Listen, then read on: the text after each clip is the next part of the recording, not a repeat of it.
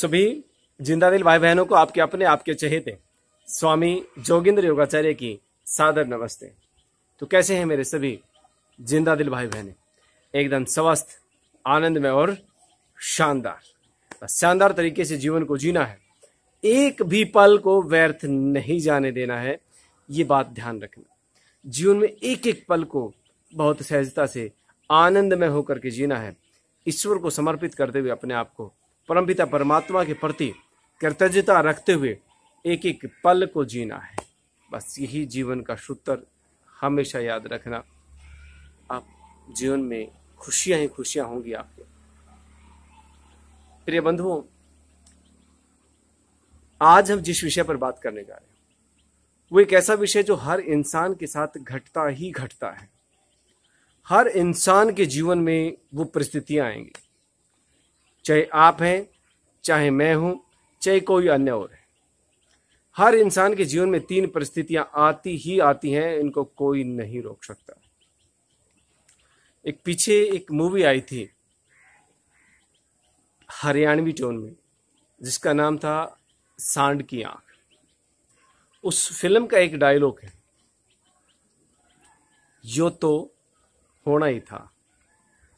हरियाणवी शब्दों में यो तो होना ही था।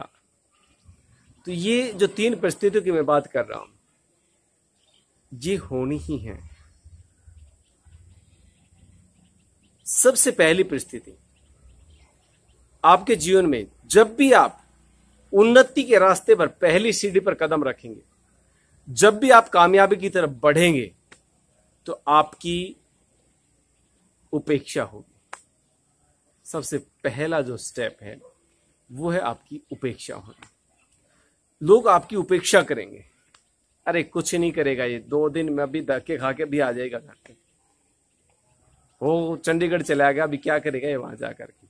देखते जाओ, थोड़े दिनों में वहां से अभी आता अपना सामान लेकर के वापस, वो वहां जाकर के ये बनेगा डीसी, अब धक्के खा करके भी वापस आ जाएगा। तो ये उपेक्षाएं होती है समाज में। शुरुआत कहीं ना कहीं हमारे परिवार से, घर से, रिश्तेदारों से ही होती है। तो उपेक्षा की शुरुआत होगी। अब या तो आप इस उपेक्षा में उलझ करके खड़े हो जाओगे, या फिर आप अपने कदम को आगे बढ़ते हुए नहीं रोकोगे, आप आगे बढ़ते जाएंगे। और जैसे जैसे आप आगे बढ़ते जाएंगे और लोगों को लगेगा कि ये नहीं रुक रहा है या ये नहीं रुक रही है, तो फिर दूसरी परिस्थिति आएगी, और वो है विरोध की परिस्थिति। आप लोगों का विरोध होने लग जाएगा। आपके परिवार के संबंध में, आपके खुद के विषय में, या आपके परिवार के किसी अन्य सदस्य के विषय में, आपकी परिस्थितियों के विषय में आपका विरोध किया जाएगा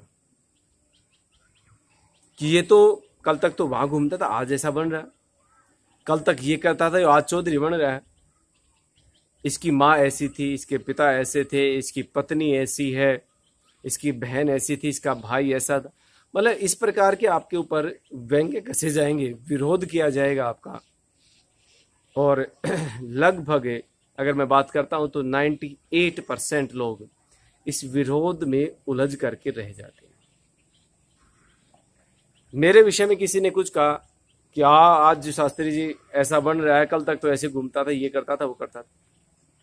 अब मुझे पता चलेगा कि शास्त्री जी आपके बारे में फलाना फलाना ऐसे ऐसे कह रहा था, एकदम से मुझे गुस्सा आएगा अंदर से, ओ उसकी हिम्मत कैसे होगी मेरे बारे में ऐसे बोलने की, उसकी क्या औकात हो मेरे बारे में ऐसा बोल दे। अभी देखता हूं मैं उसको। हम उसके साथ झगड़ा करने के लिए उतारू हो जाते हैं, उसके साथ झगड़ा शुरू हो जाता है, और ऐसे फंसते हैं इस विरोध के चक्कर में कि जीवन भर इससे बाहर निकल ही नहीं पाते। ये दूसरी परिस्थिति है प्रिय बंधुओं। और जो व्यक्ति इस परिस्थिति में फंस गया, उसने ऐसा कैसे कह दिया, उसकी हिम्मत कैसे होगी, उसकी क्या औकात है मेरे बारे में बोलने की, अभी देखता हूं उसको जाकर के। तो ये जो परिस्थिति है, अगर इसमें आप फंस गए, फिर आपको दुनिया की कोई ताकत कामयाब नहीं कर सकती। लेकिन यदि आप इस दूसरी परिस्थिति से उभरे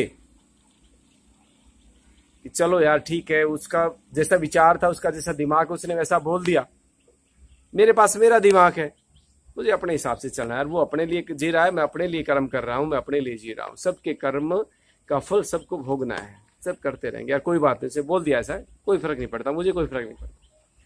ऐसी विचार करके आप अगर आगे बढ़ गए तो फिर आएगी प्रिय बंधु तीसरी अवस्था। तीसरी अवस्था कौन सी? तीसरी वो अवस्था है जो बहुत आनंद में होती है। जब आप उपेक्षा और विरोध से ऊपर उठेंगे थोड़ा सा, और जब उन शुभ चिंतकों को जो आपका विरोध कर रहे थे, आपकी उपेक्षाएं कर रहे थे, उनको लगने लगेगा कि आपकी पहुंच से ऊपर जा चुका है, ये अब आपके हाथ में आने वाला नहीं है, अब आप इसकी टांग पकड़ के नीचे नहीं खींच सकते हो, ये आपकी पहुंच से बाहर जा चुका है, ये आपके बस में नहीं है। तो फिर आती है प्रिय बंधु तीसरी अवस्था, और वो तीसरी अवस्था है समर्पण की। अब समर्पण में क्या होता है? वो लोग जो आपको कह रहे थे कुछ नहीं कर सकता, ऐसे धक्के खा करके वापस आ जाएगा, ये ऐसा है, ये वैसा है, इसके बस का कुछ नहीं है, वे लोग दिखाऊंगा मैं आपको, ये कहते हुए हमें तो विश्वास था कि एक दिन ये ऐसा करेगा, हमें तो विश्वास था कि एक दिन कुछ न कुछ विशेष करेगा, हमें तो विश्वास था कि अपने जीवन में बहुत ज्यादा कामयाब होने वाला है, हमें तो विश्वास था कि ये बहुत अच्छा लड़का है, ये बहुत अच्छी लड़की है। वो अपने आप को समर्पित कर देंगे आपके सामने, और उनके अंतिम शब्द होंगे, जो आखिरी वाक्य वो आपसे बोलेंगे कि बेटा या बेटी, हम हमेशा से आपके साथ थे और हमेशा आपके साथ हैं, जब भी हमारी जरूरत हो तो बता देना, हम हमेशा आपके साथ हैं। वे लोग जो आपका विरोध करते थे वो समर्पण कर देंगे आपके सामने। तो प्रिय बंधुओं, किसी भी अवस्था में घबराना नहीं है, निर्णय आपको लेना है कि आपको कैसा जीवन जीना है। आपको उपेक्षा में उलझना है, आपको विरोध में उलझना है, या फिर इन दोनों परिस्थितियों को पार करके तीसरी परिस्थिति पे जाना है, ये आप तय करेंगे प्रिय बंधुओं। तो उम्मीद करता हूं कि आप इन तीनों परिस्थितियों में गुजरते हुए, मुझे नहीं पता कि आज आप किस परिस्थिति में हैं, लेकिन जिस भी परिस्थिति में हैं उससे ऊपर उठिए और अंतिम परिस्थिति में पहुंचिए, जीवन में मजा ही अलग आता है। तो प्रिय बंधुओं, ईश्वर से उम्मीद करता हूं कि आप अपने जीवन में सभी सफलता को प्राप्त करेंगे, आनंद को प्राप्त करेंगे, खुशियों को प्राप्त करेंगे, और जीवन को हंसते हुए, मुस्कुराते हुए, खिलखिलाते हुए जिएंगे। इन्हीं शब्दों के साथ आप सभी प्रिय बंधुओं का बहुत बहुत धन्यवाद, धन्यवाद, धन्यवाद।